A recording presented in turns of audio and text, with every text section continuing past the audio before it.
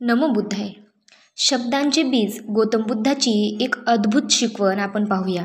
एकदा गौतम बुद्ध एका गावात गेले. तेथे एक तरुण मुलगा खूप रागात आला आणि म्हणाला, तुम्ही बोलता पण लोक फक्त तुम्हाला हसतात. तुमचा काहीही फायदा नाही.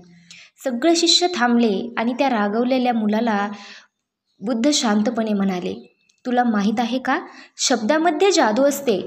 जसं जमिनीत बीज पेरलं की फूल उगवतं, तसं शब्द जर नीट वापरले तर ते मनाला बदलतात. बुद्धाने त्या मुलाला विचारलं, जर मी तुला रागाने बोललो तर राग कुणाकडे राहील?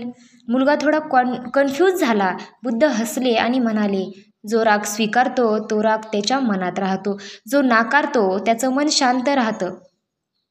जसं पाणी तलावात स्वच्छ राहावं तसं मनही शांत ठेवा.